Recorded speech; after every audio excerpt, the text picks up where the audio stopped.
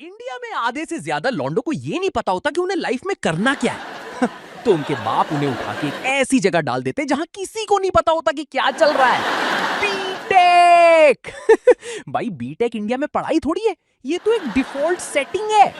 जैसे फोन खरीदते ही उसमें कैलकुलेटर फ्री आता है, वैसे ही इंडिया में पैदा होने वाले लौंडे के माथे पे लिख दिया जाता है इंजीनियर। मेरे पापा मेरे पास आए 12th के बाद, कहते हैं बेटा आगे क्या सोचा है। मैंने कहा पापा लूडो में सारे टोकन अंदर करने का सोचा है। भाई जो चाटा पड़ा है ना मुझे, कहते चुप बीटेक करेगा तू। पर पापा मेरा इंटरेस्ट थोड़ा आर्ट्स में है, मैं पेंटिंग। कहते आर्ट्स तो बेटा तू प्लेसमेंट के बाद नुक्कड़ पे बैठ के भी बना लेना बेरोजगारी में, अभी बीटेक कर। हमारे टाइम पे AIEEE का पेपर होता था। भाई मैंने पेपर ऐसे दिया जैसे मैं OMR शीट पे रंगोली बना रहा हूं। ABCDDCBA। मैंने एक मस्त फूल पत्ती का डिजाइन बनाया था पूरा OMR पे। पता है मेरी रैंक कितनी आई? 5 लाख।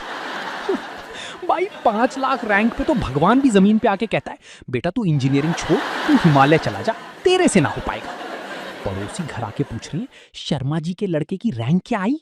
मेरे पापा गुस्से में कह रहे हैं रैंक नहीं आई, साले का पिन कोड आया है। फिर भी पापा ने मेरा एडमिशन करा दिया, मैनेजमेंट कोटा। जो लौंडे रात दिन पढ़ के आते हैं वो आके फीस देते हैं। हमने चंदा दिया है कॉलेज की बिल्डिंग बनवाने के लिए। हमें भेज दिया हॉस्टल। भाई इंजीनियरिंग हॉस्टल वो जगह जहां लड़का इंसान बन के जाता है और जानवर बन के बाहर निकलता है। सच बता रहा हूं, हमारे हॉस्टल में एक लौंडा था, उसने 4 साल में कभी साबुन नहीं खरीदा। हम पूछते थे भाई तू नहाता कैसे है? कहता है भाई मैं सीधा बैसाखी का इंतजार करता हूं, सीधे गंगा डुबकी लगाऊंगा एक ही बार। और इंजीनियरिंग हॉस्टल में बीमारी का एक ही यूनिवर्सली एक्सेप्टेड इलाज है, मैगी और दारू। भाई पेट खराब है, दारू पी ले। ब्रेकअप हो गया, दारू पी ले। भाई हमारे हॉस्टल में एक लड़के को डेंगू हो गया था, मच्छर काट गया उसको। लॉन्डो ने उसको रात भर इतनी दारू पिला दी अगले दिन जो मच्छर उसे काटने आया, मच्छर खुद नाले में गिरा पड़ा था हैंगओवर में। मच्छर उल्टी करके कह रहा है भाई इसका खून नहीं इसका ठेका चूसो। और भाई इनका सिलेबस देख लो, हम पढ़ रहे हैं थर्मोडायनामिक्स। मेरा क्या लेना देना है थर्मोडायनामिक्स से? मैं सुबह उठ के क्या करूंगा, चाय गर्म करते हुए मम्मी को बोलूंगा oh mother the entropy of the universe is steadily increasing. नहीं ना, हमें बस इतना पता है कि एंड सेम एग्जाम से एक रात पहले सिलेबस कैसे चाटना है। एक रात पहले हमारे लौंडे साइंटिस्ट बन जाते हैं। जो लौंडा पूरे सेमेस्टर भाई पेन दियो भाई कॉपी दियो करता है, वो एग्जाम से एक रात पहले रूम में ऐसे बैठा होता है जैसे सीधा इसरो का रॉकेट लॉन्च करेगा सुबह। और भाई मैकेनिकल और सिविल ब्रांच में लड़की होना मतलब रेगिस्तान में बिस्लेरी की ठंडी बोतल मिल जाना। भाई मैकेनिकल में 120 लौंडे और सिर्फ एक लड़की, उसका नाम था प्रिया।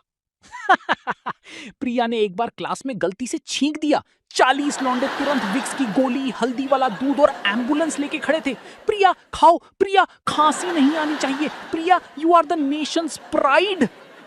4 साल निकल गए इसी बकचोदी में। फिर आती है हॉरर टोन, प्लेसमेंट्स।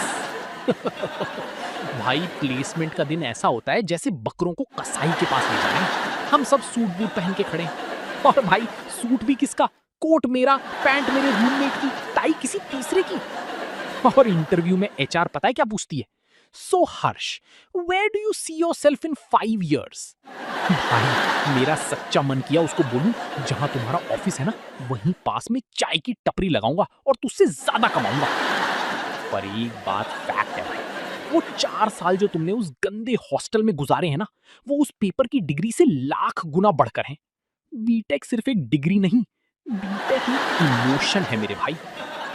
और बताओ भाई लोग, तुम्हारी ब्रांच कौन सी थी जिसमें तुम्हारा कट है? वीडियो लाइक और शेयर कर देना, वरना सच बता रहा हूं तेरा M3 में बैक आएगा। मिलते हैं नेक्स्ट वीडियो में, बाय।